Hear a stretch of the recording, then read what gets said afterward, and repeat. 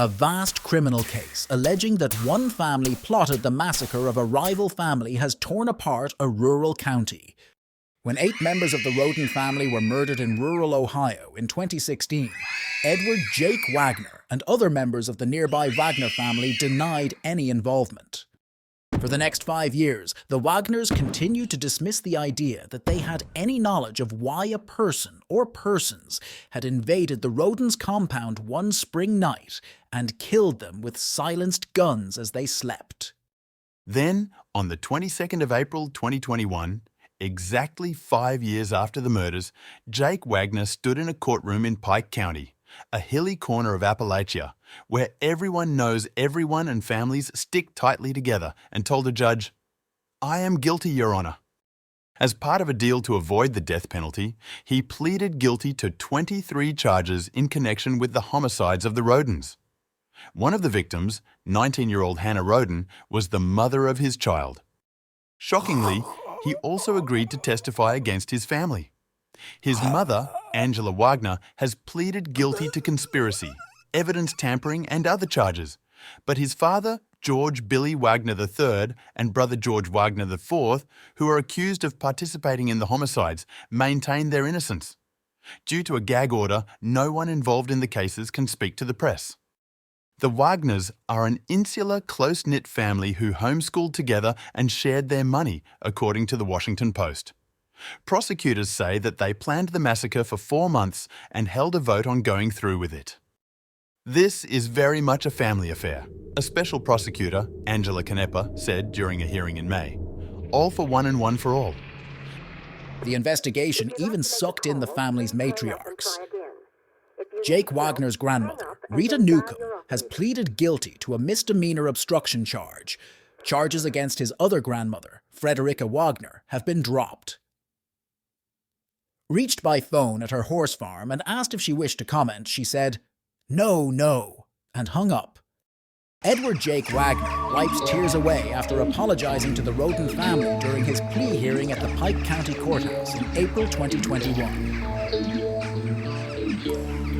Photograph: Robert McGraw, AP.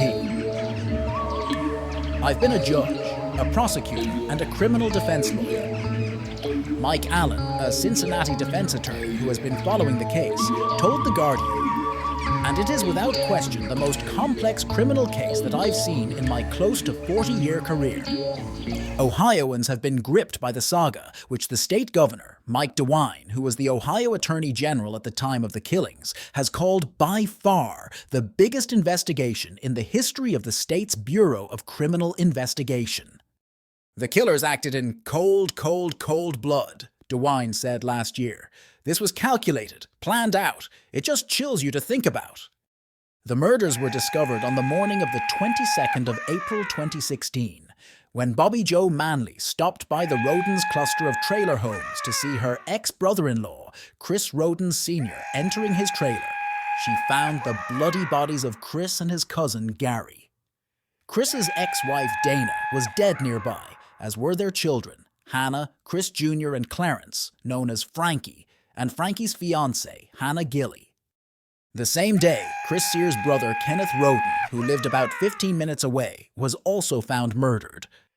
The killer or killers had spared Frankie's 3-year-old son, Frankie and Hannah Gilly's baby, who was found covered in blood, trying to nurse at his mother, and Hannah Roden's newborn. Hannah and Jake's 2-year-old daughter, the subject of the custody dispute, was staying elsewhere. Chris Roden's pit bulls were also alive and unharmed, a fact that struck many in the community as significant. Dana Roden's father, Leonard Manley, told reporters, "Whoever done it knowed the family because there were 2 dogs there that would eat you up, but I ain't gonna say no more." As shock and paranoia rippled through Pike County, investigators from a multitude of law enforcement agencies descended on the Rodens' properties to try to deconstruct the grisly crime scenes. When police announced that they had found evidence of cockfighting and commercial marijuana growing, it caused wild speculation that the Rodens had crossed a Mexican drug cartel. Emotions ran high at the Pike County Courthouse as members of the Roden family gathered to listen to Edward Jake Wagner during his plea hearing. Photograph. Robert McGraw, police and prosecutors eventually identified a less exotic but equally disturbing alleged motive. They described Jake Wagner as a frightening man who fathered a child with an underage girl and stalked her when she tried to escape his control, and his family as a cultish clan who reacted to a perceived slight with extreme violence. Jake Wagner allegedly began a relationship with Hannah Roden when she was 13, impregnating her when she was 15 and he was 20. In addition to homicide, he has been charged with unlawful sexual conduct with a minor. After she ended the relationship, prosecutors say he began threatening her. When she had a second child with a different man, Wagner allegedly pressured her to falsely list him as father on the birth certificate.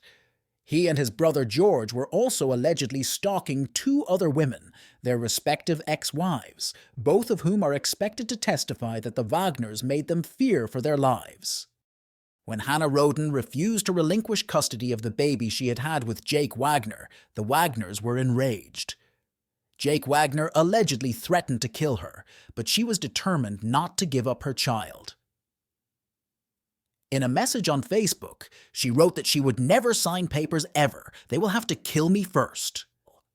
That was when the Wagners allegedly decided to eliminate Hannah and her relatives so that custody of the child would fall to them.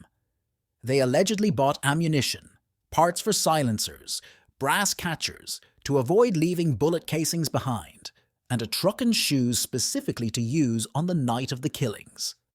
George Wagner IV, Center, is escorted out of the courtroom after his arraignment at the Pike County Courthouse in Waverly, Ohio in November 2018.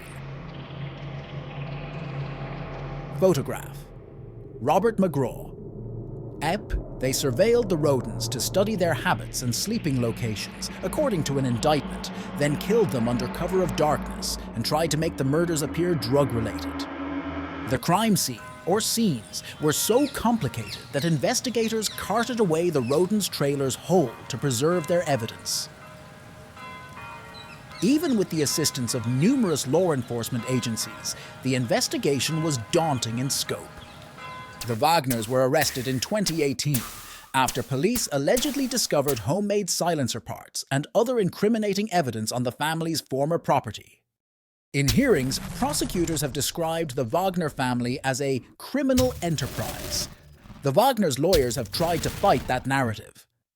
A large part of the state's argument, we anticipate, is, he's a Wagner, and this is how the Wagners operate, an attorney for George Wagner IV said in a hearing.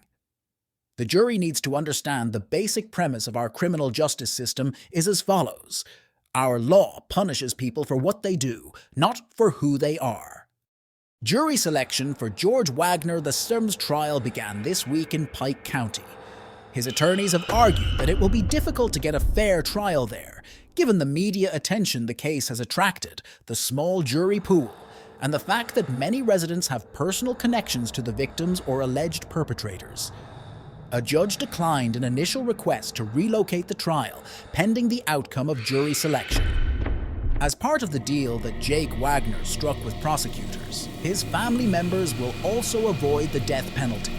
Given the weight of evidence, it seems unlikely that any of the main defendants will ever see the outside of a prison again. Allen, the Cincinnati defense attorney, predicts a guilty finding on every one of them.